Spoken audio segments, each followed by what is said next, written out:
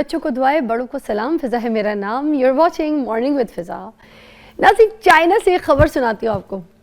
एक food delivery rider जो है ना, अल्लाह, एक तो मैं राइडर की बात करती हूँ तो राइडरों के हक़ में आवाज़ क्या उठा ली मैंने, आता है। चलो, हम फूड राइडर की बात कर रहे थे। उन्होंने मेहनत करके 5 साल के अंदर, ठीक है, पाकिस्तानी 4 करोड़ से ज़ायद पैसे जो है ना वो जमा कर लिए। ये राइडर कहाँ के थे? चाइना के राइडर थे।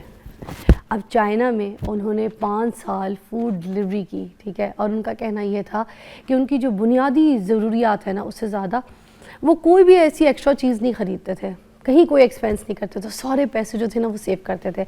और उन्हें इस 5 सालों के अंदर $1,60,000 जो है ना वो जमा कर लिए, जो कि पाकिस्तानी 4 करोड़ 47 लाख रुपए ऑलमोस्ट बनते हैं, है ना यार। कितनी ज़बरदस्त न्यूज़ थी। तो मैं ये भी बल्कि अपने लोगों से, जो राइडर भाई हैं और लोग हैं जो मेहनत करते हैं, उनको भी मैं ये टिप दूंगी कि प्लीज़ थोड़ी सी अब आप लोगों ने सेविंग करने की कोशिश करनी है। आई नो टिप तो मिलती कोई नहीं है, और वैसे ही अब लोग जो हैं कंजूस भी हैं, मगर जो भी आपको आपकी सैलरी के हिसाब से या कोई आपकी अर्निंग हो जाती है तो फिर पैसे थोड़े से जमा करके देखें। वहाँ पे ये हो सकता है तो क्या पता यहाँ पे भी हो जाए।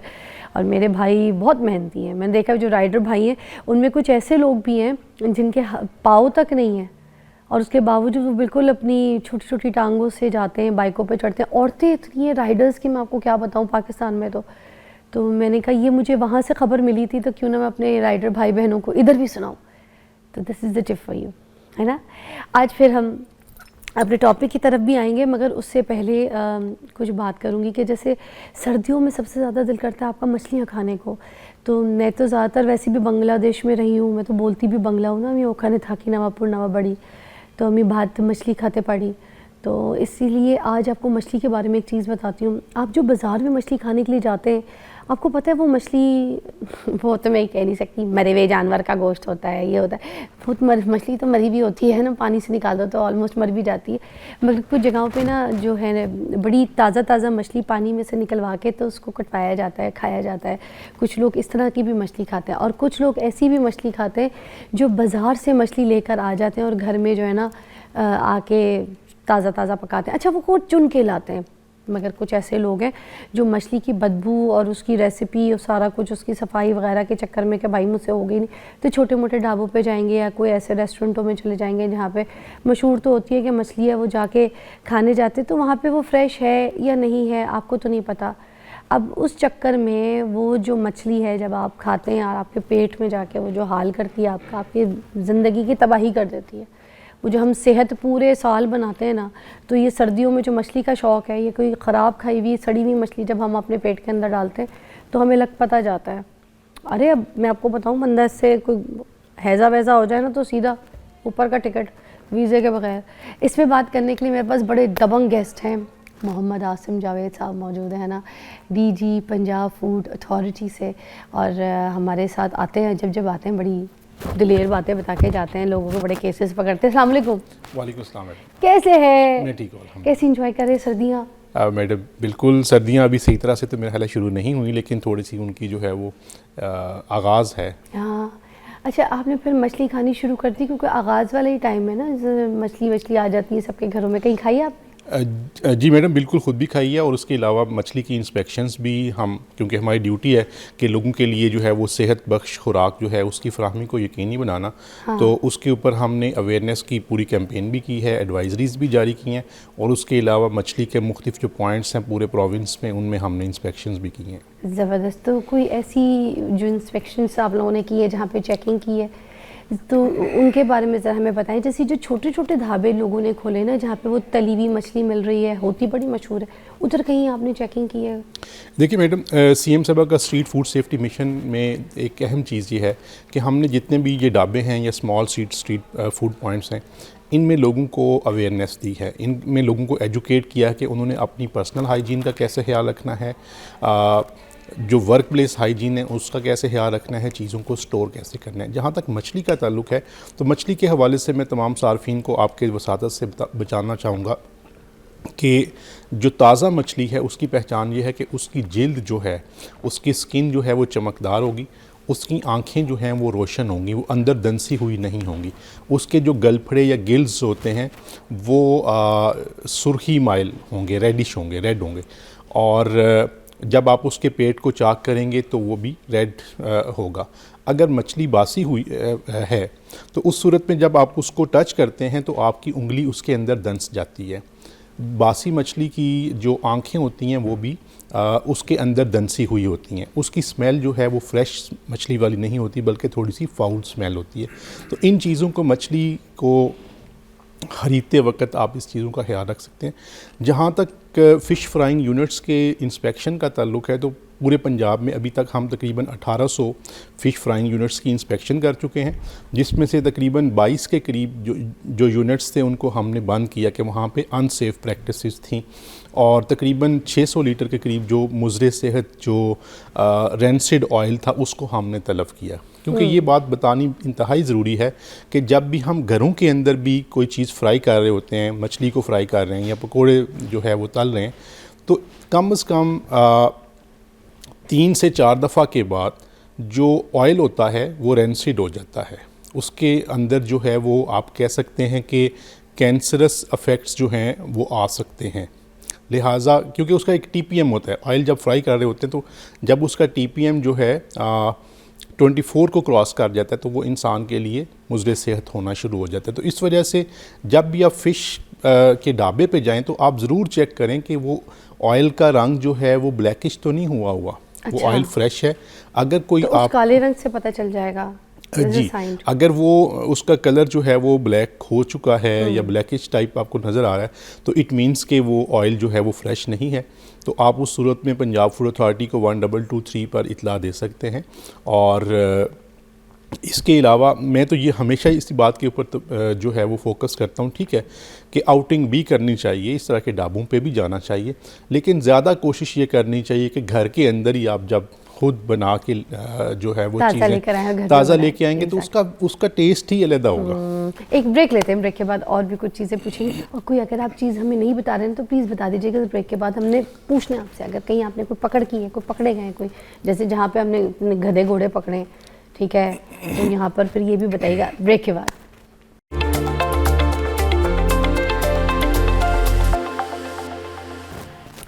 Welcome back, you watching morning with Fiza. और नाज़रीन, हमारे एक मेहमान तो हैं मगर एक और मेहमान हमारे साथ मौजूद है और वो इतने ज़बरदस्त मेहमान हैं। लास्ट टाइम भी मेरे प्रोग्राम में आए थे और पहला शो किया था इन्होंने, और मैं आपको बताऊं धमाका मचा दिया था।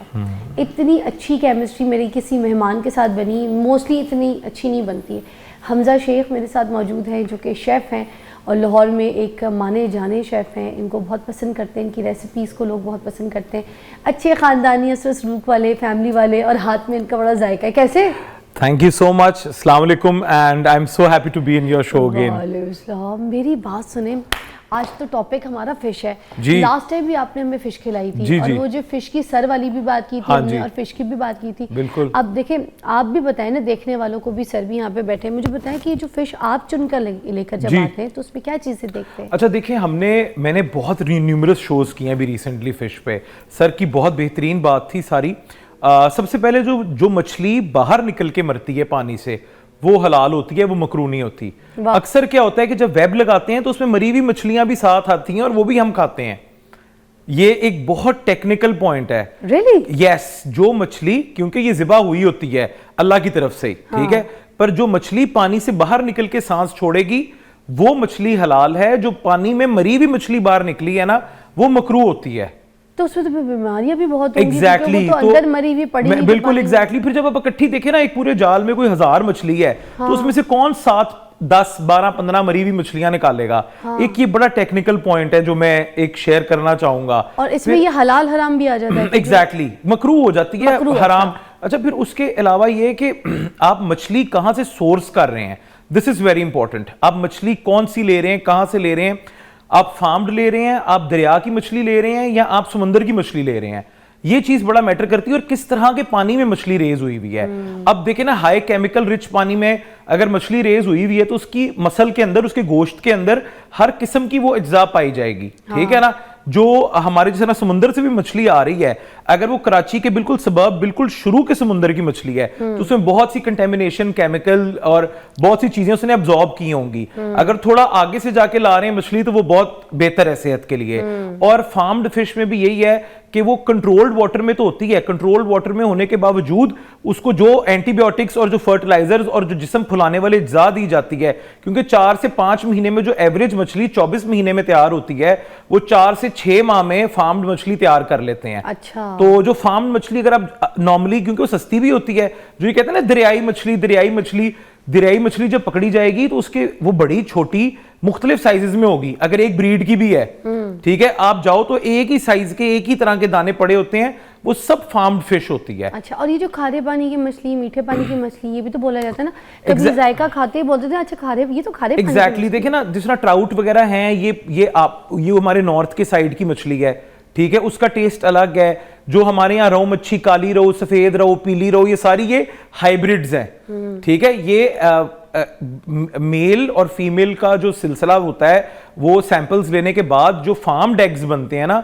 उससे ये हाइब्रिड बनाई गई हैं ब्रीड्स, नेचुरल ब्रीड्स को लेके, जो बड़ी जल्दी हो जाती हैं। जो हम नॉर्मली काला रहू एक बहुत ज्यादा आजकल हर जगह लगी होती है, वो काला रहू इज अ हाइब्रिड, ये नेचुरली बॉर्न मछली नहीं है। तो ये सारा सिलसिला है इसका। अच्छा, वाह, मुझे नहीं पता था कि भाई मछेरे भी निकले हैं। अच्छा, वेरी नाइस, गुड इन्फॉर्मेशन। देखिए, मेरे से ज्यादा किसी चीज की इन्फॉर्मेशन आपको थी, मैंने फौरन आपको टाइम दिया, क्योंकि लोगों तक इन्फॉर्मेशन सही पहुंचनी चाहिए, चाहे मुझसे, चाहे आपसे, बिल्कुल ट्रू, इन्फॉर्मेशन सही पहुंचनी।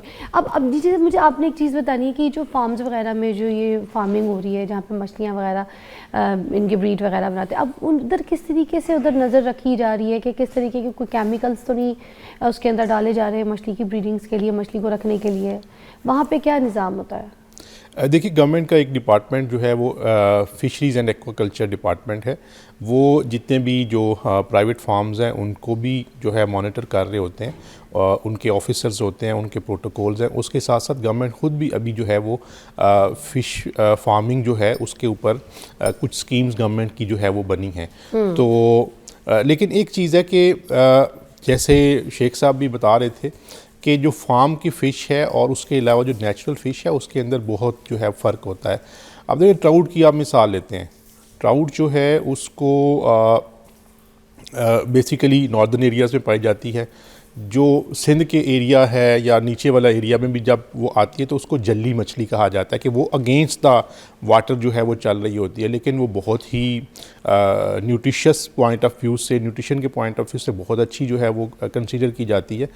तो ये फ़र्क तो मौजूद है, उनके टेस्ट में भी जो है वो फ़र्क मौजूद है, लेकिन उसके साथ साथ असल जो चीज़ है वो ये है कि जब आपने उसको कुक करना है, जब आपने उसको बनाना है, तो उस वक़्त आपने जो फूड सेफ्टी के प्रोटोकॉल्स हैं या हाइजीन के प्रोटोकॉल्स हैं उनका ख्याल रखना है। यही चीज़ हम जो है वो कमर्शियल लेवल पे जो भी जो ढाबे या फ़िश फ्राइंग यूनिट्स होते हैं उन पे भी यही अवेयरनेस भी दे रहे होते हैं, इंस्पेक्शंस भी कर रहे होते हैं। और घरों के अंदर भी हमने, पंजाब फूड अथॉरिटी ने अब जो है जो घरेलू ख़वातीन हैं उनकी भी फूड सेफ्टी के ऊपर जो है वो ट्रेनिंग्स ऑनलाइन जो है वो शुरू करवाई हुई हैं, कि वो ख़ुद भी जो है वो ट्रेन हो, उनको पता हो कि घर के अंदर जब हमने कोई फ़िश फ्राई करनी है या गोश्त बनाना है या कोई भी फूड जो है वो बनाना है, तो हमने किन किन चीज़ों का जो है वो ख्याल रखना है। अच्छा, अभी जो बाहर के शहरों से मछलियाँ जो लेकर आई जाती हैं, जहाँ जहाँ जो फार्मिंग वगैरह होती हैं, या जो दरियाओं से कोई और दूसरे शहरों से जो मछलियाँ पकड़ी जाती हैं, जब उनको ला रहे होते हैं तो फिर उसका वो ख़ास ख्याल रखते हैं कि उसको किस टेम्परेचर पे, किस चीज़ पे लेकर आ रहे हैं, कैसे लेकर आ रहे हैं, उसका क्या सिस्टम है? देखिए, वो जो स्पेशली जो कराची से मछली आ रही होती है या बड़े शहरों से जहाँ पे बड़े फार्म से आ रही होती है, तो उन्होंने उसको टेम्परेचर मेंटेन करने के लिए उसके जो है वो बॉक्सेस बनाए होते हैं, उन्हीं के अंदर उनके अंदर जो है वो आइस भी डाली गई होती है, ताकि वो टेम्परेचर जो -18 चाहिए होता है, मतलब स्टोरेज के लिए, वो मेंटेन रहे। इसी तरह से जब हम उसको जो है ना फूड पॉइंट्स के ऊपर देखते हैं तो हम इस बात को देख रहे होते हैं कि कहीं पे उनका टेम्परेचर जो है वो उसमें इशू तो नहीं आ रहा, क्योंकि टेम्परेचर में जब भी इशू आएगा, जब भी आपने किसी चीज़ को स्टोर करना है, बेशक वो फ़िश है, बेशक वो मटन है, वो बीफ है, वो चिकन है, तो उसका जो -18 टेम्परेचर है स्टोरिंग का, वो जो है वो मेंटेन होना चाहिए। जब वो ब्रेक होगा तो उसके अंदर माइक्रोबियल ग्रोथ जो है वो शुरू हो सकती है, और उसके बाद फिर जो है वो मतलब उसके सेहत। -18 पे तो फिर ये जाके जम जाती होगी ना, और जमने के बाद फिर दोबारा से इसको अपनी हालत में दिया जाता है। मैडम उसको फिर दोबारा से डिफ्रॉस्ट किया जाता है, क्योंकि ये स्टोरिंग कंडीशन के लिए ये ज़रूरी है। जब भी आपने स्टोर किसी चीज़ को करना है कुछ दिन के लिए, हफ्ते के लिए, 15 दिन के लिए, तो फिर वो आपको, आप देखें जितने भी बड़े बड़े फूड पॉइंट्स होते हैं उनके जो है उनके अंदर जो है वो स्टोरिंग की कंडीशंस को -18 के ऊपर जो है वो रखा जाता है। तो ये ज़रूरी है। इसी तरह से हमारे घर के अंदर जो डीप फ्रीज़र्स होते हैं उनके अंदर भी -18 टेम्परेचर होता है। अब टोरंटन मार्केट की बात अगर हम करें, वहाँ पर तो आपको पता है फ़रोख्त का काम होता है फ़िश का। वहाँ पर कोई ऐसी ख़राब मछली आपने कभी पकड़ी, कोई छापे मारे हो आपने वहाँ पे जाके, तो वो कोई किस्से वाक़ई हमारे साथ भी शेयर करें ना। देखिए टोरंटन मार्केट तो मेनली जो है वो फ़िश के अलावा जो है चिकन की मार्केट है, तो वहाँ पे तो हमारी टीम्स मौजूद रहती हैं। और मैं ये बात बताना नाजरीन को ज़रूरी समझता हूँ कि चीफ मिनिस्टर साहबा ने उस टोरंटन मार्केट जो 1 साल पहले ऐसे लगता था कि वहाँ से जाना, जब हम भी इंस्पेक्शंस के लिए तब जाया करते थे तो इतना मुश्किल होता था, इतनी स्मेल वहाँ से आ रही होती थी। अब आप जाके देखते हैं तो आपको एक वो नई मार्केट ऐसे लगता है जैसे कोई यूरोप की मार्केट है। उसमें जाके हमने तमाम जितने भी फूड बिज़नेस ऑपरेटर्स थे, जो बुचर्स थे, उनकी हमने ट्रेनिंग्स करवाई, उनकी मेडिकल स्क्रीनिंग करवाई, और अब वो बहुत बेहतर हो गए। जहाँ तक जो फ़िश का ताल्लुक़ है, तो जब मैंने बताया कि हमने तकरीबन 22 के करीब यूनिट्स को बंद किया है, और जो बासी मछली थी जो कि फ़्रेश नहीं थी, तकरीबन 1000 किलोग्राम के करीब मुख्तलिफ़ एरियाज़ के अंदर से हमने उसको जो है वो तलफ़ भी किया है। तो वो तो हमारी इंस्पेक्शंस भी चल रही होती हैं, एडवाइजरीज़ भी चल रही होती हैं, और जहाँ पे इशू होता है वहाँ पे हम जो है वो एक्शन ले रहे होते हैं। Perfect, thank you so much, बहुत बहुत शुक्रिया आपकी तशरीफ़ आवरी का। और नाज़रीन दोबारा ये कहूँगी कि मछलियाँ जो है वो आ गई हैं, अब घरों में भी खाने पकाने के लिए सब लोग उसको इस्तेमाल करेंगे।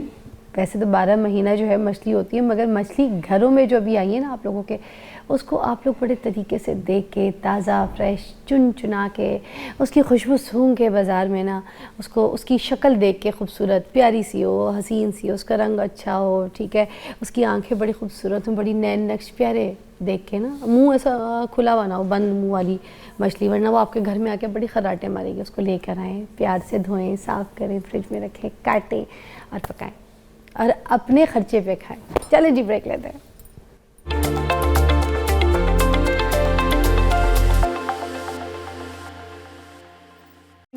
हमजा भाई जी, क्या बना हम आगे होने। अच्छा, वो मुझे सारे कहते हैं कि वो एक बार बोल दो, तो मैं आपको दूसरे हिसाब से बोलूंगी।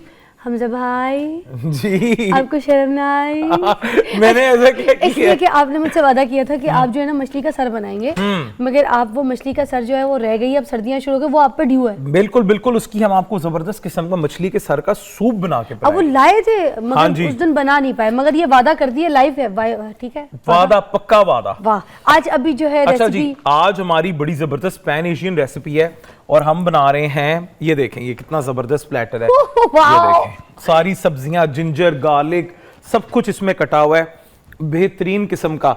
आज हम बना रहे हैं एक बहुत ही मजेदार स्टिर फ्राई, जो है walnut hot honey chilli chicken stir fry.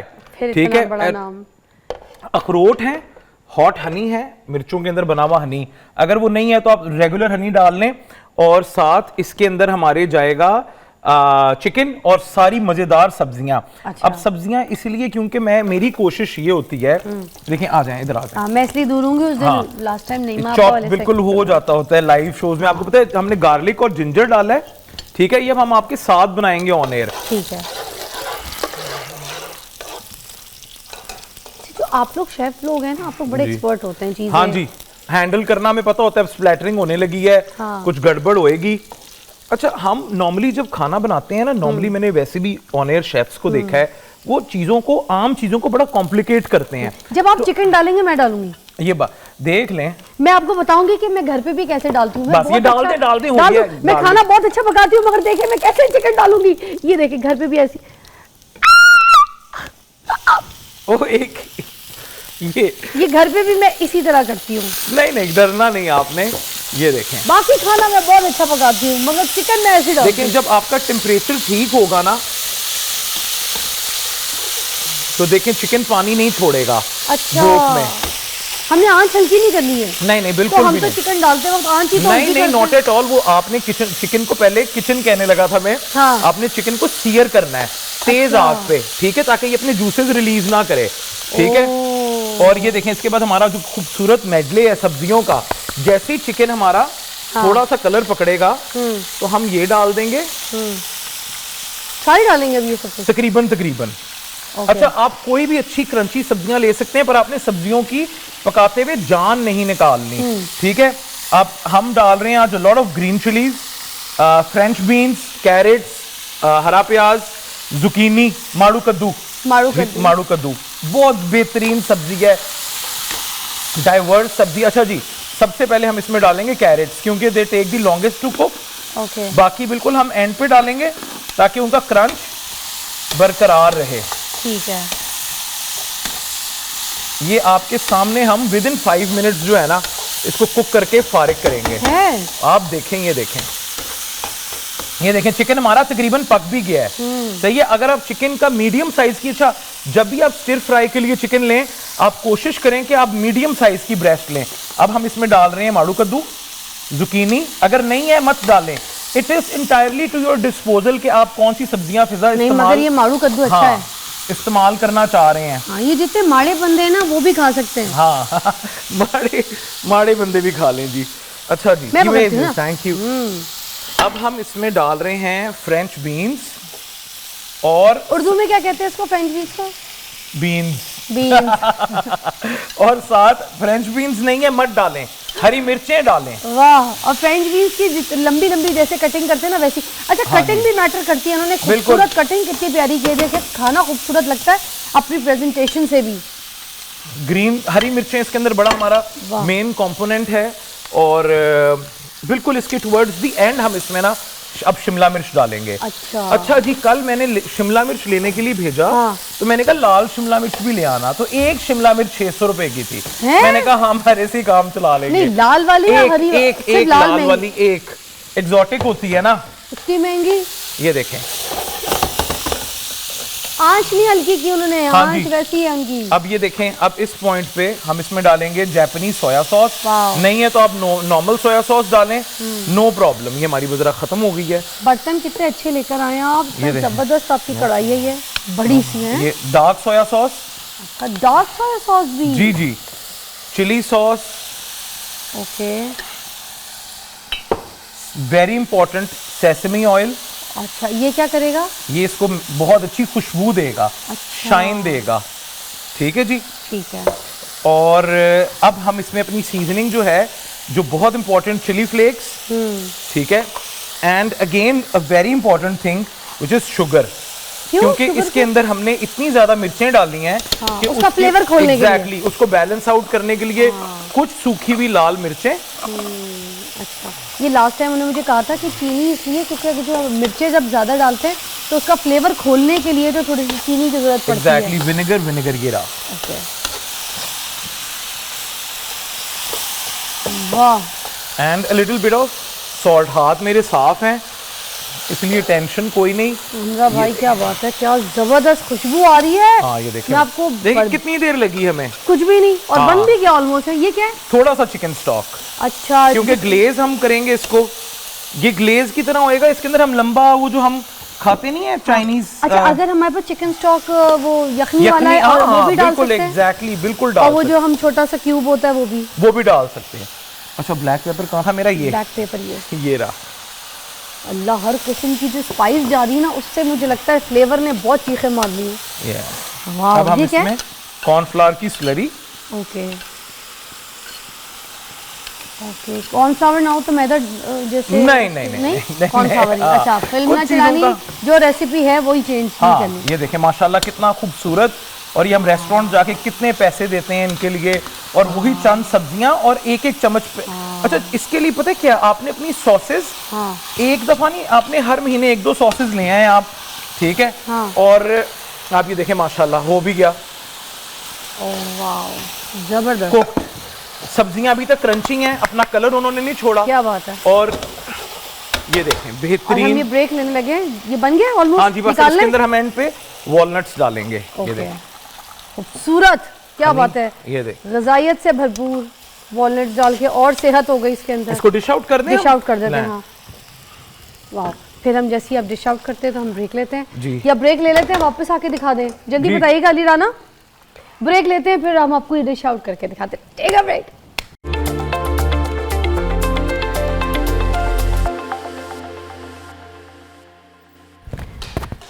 Welcome back नाज़रीन, एक बहुत ही इम्पॉर्टेंट टॉपिक को लेके आपके सामने हाजिर हुई हूँ और मुझे लगता है कि इसके ऊपर बात करना बहुत ज़रूरी है।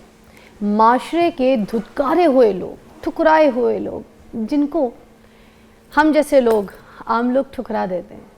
कोई मांगने वाला आया, उसको डांट दिया, और चल ओए चल जा अपना काम कर, दफा ऐसे मांग रहा है भीख। कहीं इशारे पे रुकते हैं ना, बच्चे आ जाते हैं ना आपका गाड़ी का शीशा साफ़ करने के लिए, 10-20 रुपए में आपका शीशा भी साफ़ कर देते हैं, ठीक है। फिर बोलेंगे, उनको डांटेंगे शीशा को, ओए मना किया था तुझे, हाथ नहीं लगाना मेरी गाड़ी को, गंदी कर दी साला, दफा से जो मेरी गाड़ी को हाथ लगाया। फिर ये जो फ्लाईओवर्स होते हैं ना, वहाँ पे आपने देखा होगा नशेई बैठे होते हैं, लेटे होते हैं। कौन है वो लोग? हम ये कहते हैं ना साला नशेई, वो देखो बैठा हुआ लेटा, वो ये नशेई है, नशेई। बच्चों को भी दिखा रहे थे, बट देखो बेटा ये देखो पागल है, पागल नशेई।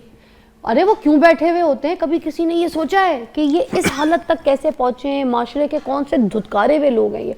और एक पहलू बताऊँ, रेड लाइट एरिया की बात करते हैं ना नाज़रीन, जहाँ पर जिस्म फरोशी होती है। किसी औरत को ये तो कह देते हैं हम लोग उठा के, नाचने वाली है, तवाइफ है, कोठे की है 2 नंबर है।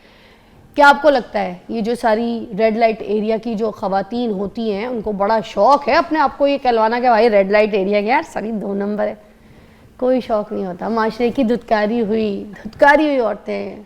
हर औरत इज़्ज़त वाली ज़िंदगी गुजारना चाहती है, हर औरत को पसंद है कि उसकी अच्छी ज़िंदगी हो, इज़्ज़त वाली हो, खुशियाँ हो, उसके पास सब कुछ हो, लाइफ हो, बच्चे, फैमिली।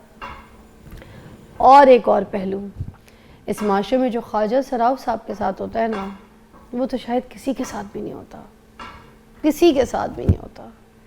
अरे ये सब माशरे के धुतकारे हुए लोग हैं, और ये क्यों इस हाल में पहुँचते हैं, इसके ऊपर बात करने के लिए मैंने एक ही बंदा मुझे लगा जो सही हक सच की बात करेगा, जिसको इनके बारे में पता है, जो उनके बीच में रहता है, उठता है, बैठता है, खाता है, पीता है, फैमिली है इनकी। इन माशरे के धुतकारे हुए लोगों को अपने घर का हिस्सा बना के आज बैठे मेरे पास डॉक्टर सैयद इमरान मुर्तज़ा साहब, MS फाउंटेन हाउस। अस्सलाम वालेकुम। कैसी तबीयत है सर? अल्हम्दुलिल्लाह। सर आपसे अच्छा तो इस टॉपिक को कोई एलैबोरेट नहीं कर सकता था। आप देखें ना, आप ये नहीं है कि आपको किसी का सुना हुआ किस्सा आपने मुझे सुनाना है, अपने इतने किस्से सुने। मुझे बताएं, ये जितने लोगों के मैंने बारे में बात की, जितनी कम्युनिटीज़ की बात की है मैंने, ये माशरे की वजह से यहाँ तक पहुँचे या फिर अपने कारनामों की वजह से, अपने कामों की वजह से? अल्लाह अकबर, बिस्मिल्लाहिर्रहमानिर्रहीम। अस्सलाम वालेकुम। पहले तो मैं अल्लाह ताला का शुक्रगुज़ार, उसने एक और ज़िंदगी और सेहत वाला दिन आप सबके साथ गुजारने का मुझे मौका दिया। शुक्र अल्हम्दुलिल्लाह। लाखों दुरूद व सलाम करीम आका सल्लल्लाहु अलैहि वसल्लम की ज़ात मुबारक पे। सारी इज़्ज़तें अल्लाह, अल्लाह के रसूल और नेक लोगों के लिए। फिर टॉपिक बहुत दिल हिला देने वाला टॉपिक, और ये ऐसा टॉपिक है कि इस पे आपने इस टॉपिक को सिलेक्ट करके मेरे ख्याल से मेरे ऊपर एहसान किया, क्योंकि मैं ये समझता हूँ कि हमें इस पे बहुत ज़्यादा बात करने की ज़रूरत है। अच्छा, धुतकारना तो आप समझिए कि सेकंड थर्ड स्टेप है। हम नाम ही उनका डिफरेंट कर देते हैं भाई, हम अपने से नाम अलग कर देते हैं। किसी की आँख नहीं है तो हम क्या कहते हैं उसको? कोई ख़त छोटा है तो हम क्या कहते हैं? किसी का हाथ नहीं है, किसी का पाँव नहीं है, क्या कहते हैं? अलग कर देते हैं अपने आप से, अपने से अलग कर देते हैं, अपने से पीछे चलवाते हैं। किसी का स्पेशल बच्चा पैदा हो गया है तो उस पूरे ख़ानदान को अलग कर देते हैं। हाय हाय।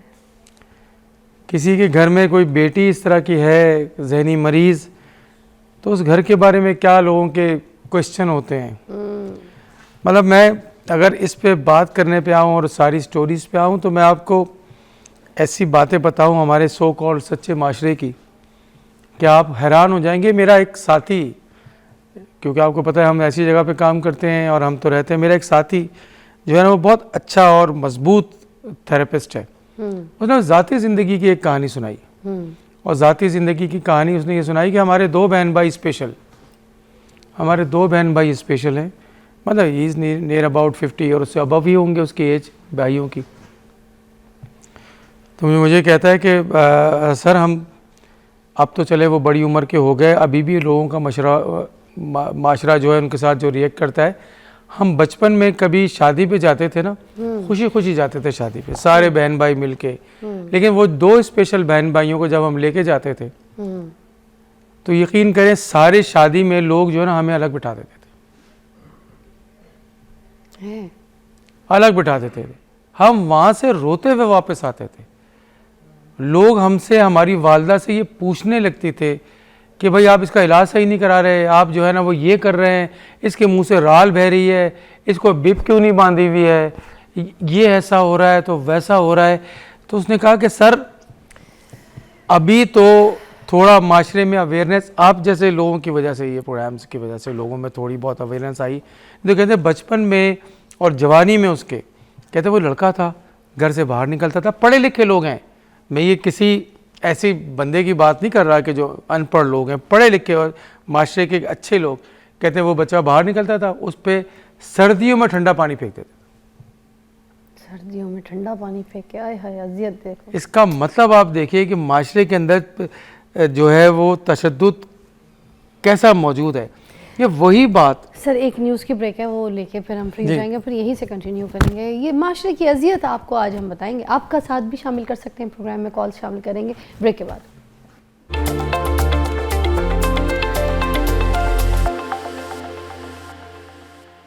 अच्छा, जैसे ये आप जाहिर सी बात है ऐसे लोग जो कि ज़माने से ठुकराए हुए हैं, धुतकारे हुए हैं और दर्द में तकलीफ़ में, इनका एक अपना ना सिनेरियो जिसमें ना उनकी सिचुएशन को कोई समझ नहीं पा रहा, कोई दिमागी मरीज़ भी हो जाते हैं, कोई स्ट्रेस का बहुत ज़्यादा शिकार हो जाते हैं, कोई बुरे हरकतों में पड़ जाते हैं। जाहिर सी बात है नशा तमाशा तभी होता है।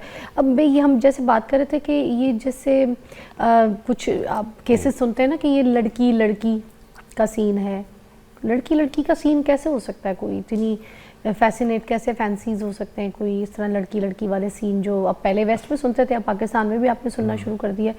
ये क्या होता है, ये कैसे दिमाग में इस तरह की चीज़ें बुखारात आते हैं कि जब किसी लड़की के लिए लड़की की फीलिंग आ जाए, ये पूछते हैं हम जी। तो ऐसे भी तो लोग आपके पास आते हैं, दिमागी खलल होता है, क्या होता है जिस तरह की पर्सनैलिटी डिसऑर्डर्स हैं, मुख्तलिफ किसी के पर्सनैलिटी डिसऑर्डर्स होते हैं कि जिसमें वो चीज़ अट्रैक्ट की जाती है। अच्छा अमूमन होता यही है कि वो उस तरह के माहौल में रहती हैं, ज़्यादातर लड़कियां ही होती हैं वहाँ पे, तो उनकी कुछ चीज़ें इंस्पायर कर जाती हैं।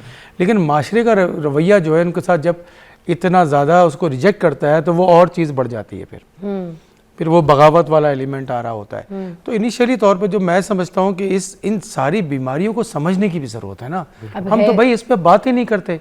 ये है तो मेंटल डिसऑर्डर केसेस, डिसऑर्डर्स हैं और घर से निकल रहे हैं, घर से ही निकलते हैं, ये बिहेवियर्स के प्रॉब्लम है। अब खाली लड़की लड़की की जो आप बात कर रही हैं, इसके साथ जो ट्रांसजेंडर्स जिसको हम ख्वाजा सराज कहते हैं, वो कितना बड़ा एक कॉमन सी चीज़ है, सबको पता है, बचपन से देखते आ रहे हैं। उसको इतना रिजेक्ट किया जाता है, इतना उसको निगलेक्ट किया जाता है, नतीजा ये है कि वो फिर उन्होंने अपनी एक अलग दुनिया बना ली है। बिल्कुल उस दुनिया के अंदर फिर वो दुनिया के अंदर मुख्तलिफ किस्म के काम होते हैं। आप देखिए, मैं एक छोटी सी मिसाल दूँ, आप हैरान हो जाएंगे सुन के, इस बात को सुन के कि आपको कभी देखा है कि नॉर्मल ट्रांसपोर्ट में सफ़र कर सकते हैं ये लोग, है ना इंसान, ये नॉर्मल ट्रांसपोर्ट में सफ़र नहीं कर सकते। बिल्कुल माशरे का हिस्सा है, ये भी इंसान है ना, इंसान है। ये परसेंटेज एक तो पैदा होनी है ना। मुझे सबसे ज़्यादा डर किस बात पे लगता था कि अगर मैं पैदा हो जाता ख्वाजा सरा तो क्या होता। बिल्कुल, ये मेरे माँ बाप का कसूर है, ये मेरा कसूर है, और फिर माशरा करता क्या मेरे साथ। आप हैरान होंगी कि हमारे अस्पताल में, क्योंकि हमने कोई 2500 के करीब ऐसे ख्वाजा सराज जो 50 साल से ऊपर है उनको रजिस्टर्ड किया हुआ है, और उनकी मेंटल और फिजिकल हेल्थ पे हम उनकी सपोर्ट करते हैं। अच्छा, उनको जो सबसे ज़्यादा तकलीफ होती है हमारे पास आने के लिए, क्योंकि हमें उनको अपने जैसा इंसान समझते हैं, हम बिल्कुल ये नहीं समझते कि वो हमसे अलग है, हम उनको इंसान समझते हैं। वो कहते हैं डॉक्टर साहब हमें आपके पास आने के लिए सबसे तकलीफ है वो ट्रांसपोर्ट है। हमें 4-5 लोग जमा होकर हम किसी चिंची में रक्शे में आते हैं, वो इतना पैसा पड़ जाता है कि जो आपकी दवा है वो हमें वारे नहीं खाती। बिल्कुल सही। आप कैसी, क्योंकि अगर एक दफ़ा वो किसी बस में या किसी लोकल ट्रांसपोर्ट में, तो उनके साथ जो चुटकियां काटना, उनको जलील करना, उनको हैरेसमेंट करना, वो इतना खतरनाक होता है कि उन्होंने ये सफ़र करना ही छोड़ दिया है। ये आप वो किस्सा भी बता रहे थे मैं बिल्कुल फिजा में सबसे पहले एक छोटी सी बात करूंगा कि ये जो हरासमेंट का सिलसिला है ना, ये बड़े होके नहीं बचपन से शुरू हो जाता है, क्योंकि इन बच्चों की शख्सियत किसी और तरह की होती है, इनको चीज़ें कुछ और पसंद होती हैं। ये लड़का एक बच्चा होता है जो बच्ची की तरह एक्ट करता है बचपन से, एक किस्म की नहीं 14 किस्म के जेंडर है मेडिकली भी, ठीक है ना। तो ये इन बच्चों को समझने की जरूरत है, इनको ना के कहने की ओए तू मतलब खुसरा हिजड़ा, इनके मुख्तलिफ जनाना जनखा और इस तरह के गंदे और खुसरी व्हाटएवर, मतलब हाँ छक्का, ठीक है ना। ये बच्चे स्कूल्स में भी, मेरे साथ भी क्लास में ऐसे बच्चे थे और हम भी ये करते रहे हैं। मैं ऐसे ही कहूँ कि हम जी बहुत ऐसे हैं, पर ग्रेजुअली आई रियलाइज्ड कि नहीं यार, ये भी उतने इंसान है जितने हम हैं। अगर उनका जो भी रुझान है या जो भी वो करना चाह रहे हैं उसके अगेंस्ट वो अब्यूज नहीं डिजर्व करते। क्या आप इनको कहो कि तुम ऐसे हो ऐसे हो ऐसे हो इसलिए उधर बैठो, ये नहीं खाना, इधर नहीं करना।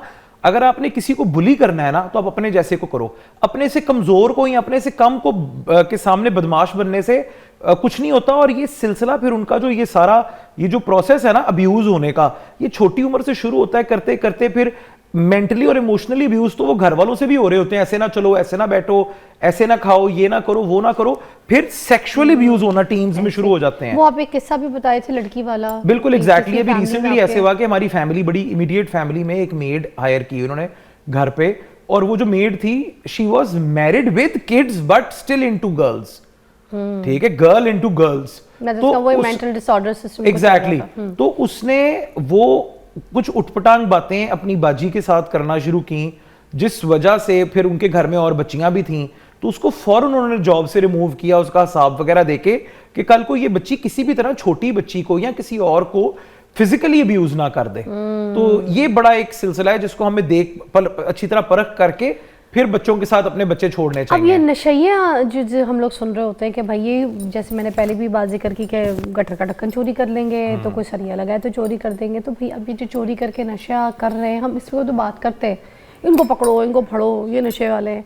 मगर ये मुझे बताइए कि ये जो नशे पे पड़े, ये अपनी मर्जी से नशेई बने, या जो लोग कहते हैं कि इश्क में किसी को नाकामी हो गई तो वो नशेई बन गया, इस हद तक चला गया, या कोई घर में ऐसे मामला हो गए जिसकी वजह से नशेई में, या कहीं माशरे में कहीं ना कहीं इनको धुतकारा गया, इनको जलील किया गया, इनके साथ अजियत की गई है मेंटली, जिसकी वजह से नशेई बने। प्लीज़ इसको बयान देखिए, पहली बात हो कि नशे को की बीमारी को समझने की ज़रूरत है।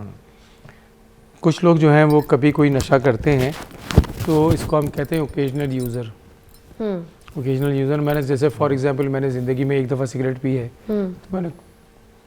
तो वो एडिक्शन नहीं है, नशे की बीमारी नहीं है। कुछ लोग कहलाते हैं हैबिचुअल यूज़र, जो सुबह एक सिगरेट पीते हैं, शाम एक सिगरेट पीते हैं, उसका बेनिफिट लेते हैं, ठीक है।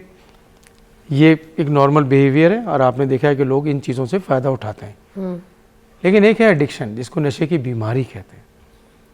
मैं सिगरेट की बात इसलिए कह रहा हूँ कि ये हर आदमी को समझ में आनी चाहिए। अगर एक शख्स दिन में 100 सिगरेट पीना शुरू कर दे तो फिर उसके वो बेनिफिट लेने के बजाय उसके साइड इफेक्ट लेता है। बिल्कुल।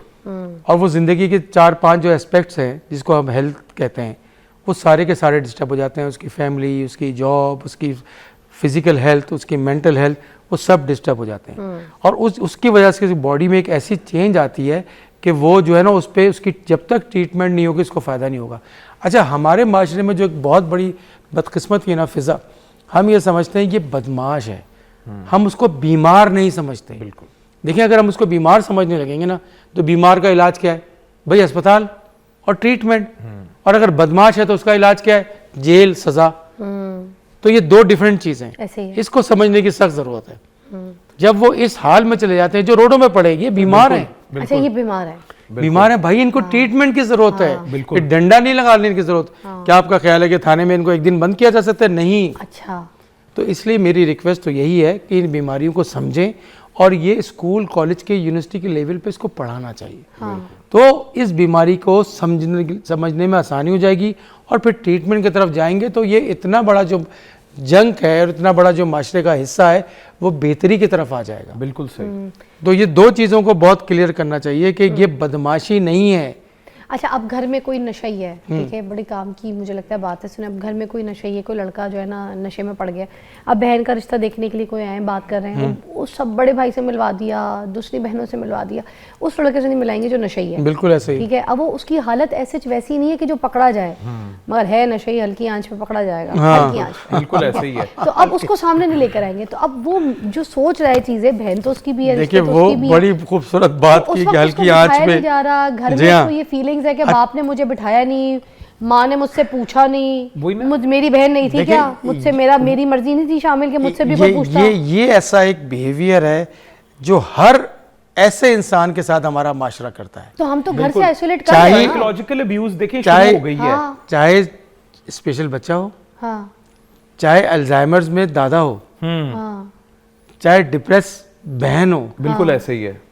चाहे ड्रग एडिक्ट भाई हो, बिल्कुल माशरा उसको अलग बिठा देता है, कहता है तुम अलग हो, हम अलग हैं। आइसोलेट कर देते हैं ना, फिर वो उनकी वो जो चीज है वो और वो फिर- एक्सट्रीमिज्म में चेंज होना शुरू हो जाती है। तो हम बना ये रहे देखिए हैं, जिस तरह नशे ही एक, हम बना रहे हैं। एक लड़का है ना कॉलेज में, उसने स्ट्रेस में या प्रेशर में भी सिर्फ एस्केप के लिए एक दफा सर कोई चीज इस्तेमाल की, कोई सब्सटेंस, ठीक है, उसके बाद 2 दफा की, 3 दफा की, उसके बाद अगर वो छोड़ना चाह रहा है तो वो किसी से बात भी नहीं कर सकता इस खौफ से या डर से क्या बात कि मेरे घर वाले या मेरे अम्मी अब्बू या मेरे बहन भाई, फिर वो बढ़ता चला जाएगा। फिर उनको लोगों को बाहर से पता चलता है कि इस बच्चे के साथ क्या हो गया है। और कभी ये स्टेज भी मैंने देखी, आपको पता है कि कोई ऐसे बच्चे जो नशेई बन गए और घर वालों को बता नहीं पा रहे या बोल नहीं पा रहे, वो घर से भाग गए, बिल्कुल ऐसे ही वो है। लड़के भाग गए, कुछ ऐसे ही है, ये तो suicide कर गए। लड़कियां भी, लड़के बहुत- भी, लड़कियां भी। ये तो बहुत बहुत बहुत ज़्यादा कॉमन चीज़ है कि इस ट्रैप में जब फंस जाते हैं। देखिए कोई भी प्रॉब्लम हो,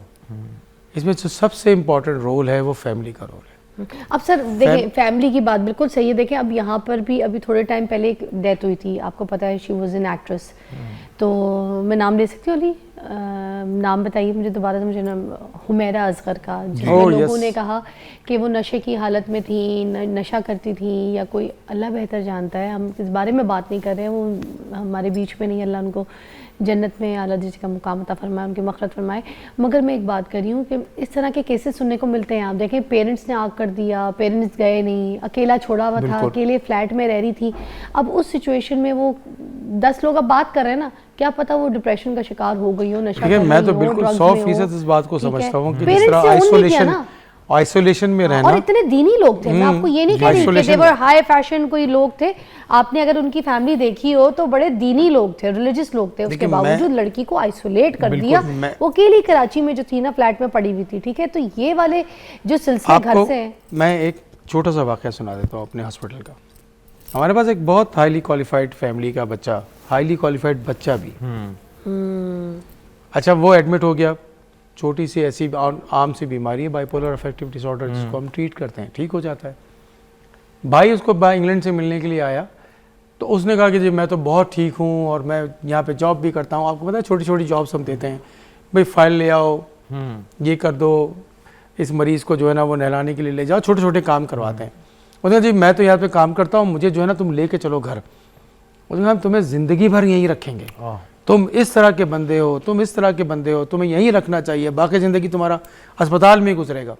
आप यकीन करें मैडम कि उसके बाद हुआ क्या, 2 दिन के बाद मेरी थेरेपिस्ट मुझे बताती है कि सर वो जो बच्चा था जो बहुत एक्टिव है, वो बेड से ही नहीं उठ रहा, हम उसको मिलने के लिए गए।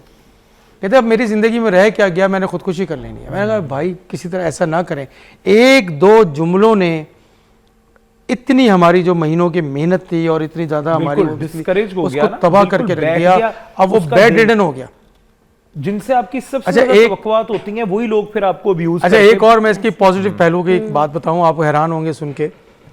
एक लड़की थी कश्मीर से, और बड़ी राइटर थी, पढ़ी लिखी, मास्टर्स इन उर्दू, और वो थोड़ी दिनों बाद मैं जाऊं तो डॉक्टर साहब मैंने आपके लिए एक गज़ल लिखी है, मैंने फाउंटेन हाउस के पाकिस्तान पे गज़ल लिखी है। उसने मुझे सुनाना। काफ़ी टाइम जब मैंने इसको देखा तो मैंने कहा यार ये तो बिल्कुल मुझे ठीक लग रही है, इसको घर भिजवा दें। हमने उसे कश्मीर फ़ोन किया, तो कश्मीर जब फ़ोन करने के बाद जब उनकी फैमिली से बात हुई तो उन्होंने कहा जी हम आ रहे हैं। अब वो रोज़ इंतज़ार करे, अब वो फैमिली आ ही नहीं रही। जब काफ़ी वक्त गुजर गया तो मुझे ये पता, एकदम मुझे ख्याल आया कि मैं पूछूं कि भाई उस लड़की का क्या हुआ, चली गई? तो उन्होंने कहा कि वो तो लेने नहीं आए भाई उसके। अब क्या हाल है कि वो जो बेड रिडन ने खाना छोड़ दिया, बिल्कुल, और इतना बुरा हाल हो गया कि समझो कि वो 60 किलो की थी तो वो 30 किलो की हो गई। अल्लाह अकबर।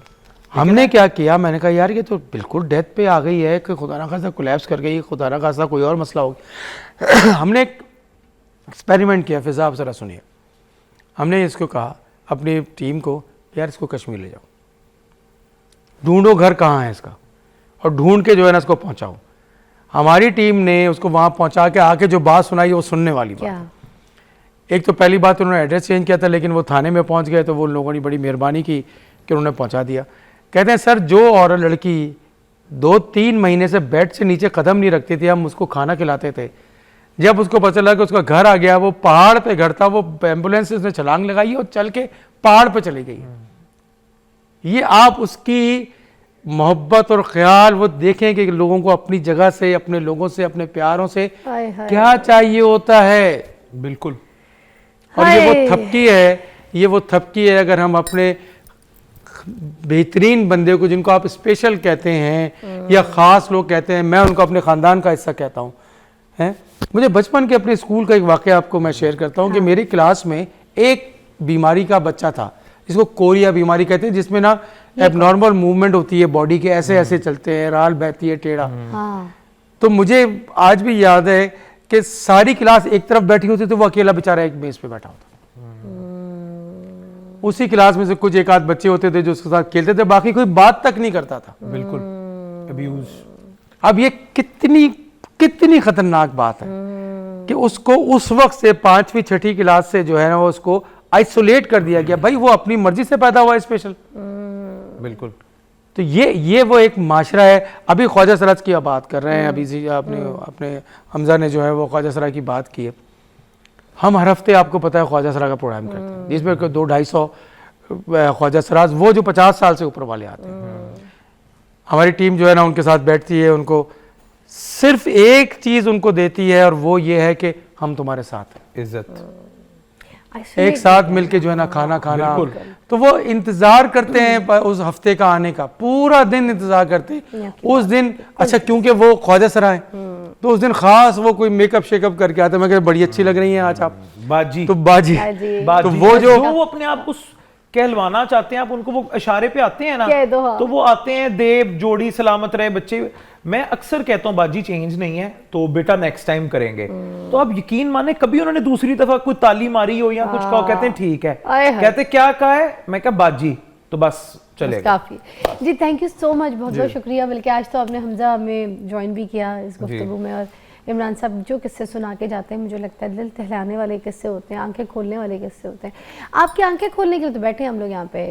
मेरे शो पे यहाँ पर आपको कोई शादी ब्याह फैशन कुछ नहीं दिख रहा। यहाँ पर जो आपको देखिए, दर्जी से सिले हुए कपड़े पहनी हूँ, कभी कोई दे देता है तो पहन लेती हूँ, ठीक है, डिज़ाइन। तो वो यही सिलसिला है। आपको मेरे शो से इसी तरह का कंटेंट मिलेगा। अगर आप मेरे साथ जुड़ना चाहते हैं तो आ जाएं, जुड़ते हैं, कुछ मिलके मैं अपने आप को ठीक करती हूँ, आप अपने आप को ठीक करें। इसी तरह से एक एक करके हम ठीक होंगे तो हमारा माशरा ठीक हो जाएगा, मगर बशर्ते कि हम ठीक हो जाए। अपना ख्याल रखिएगा। अल्लाह हाफ़िज़।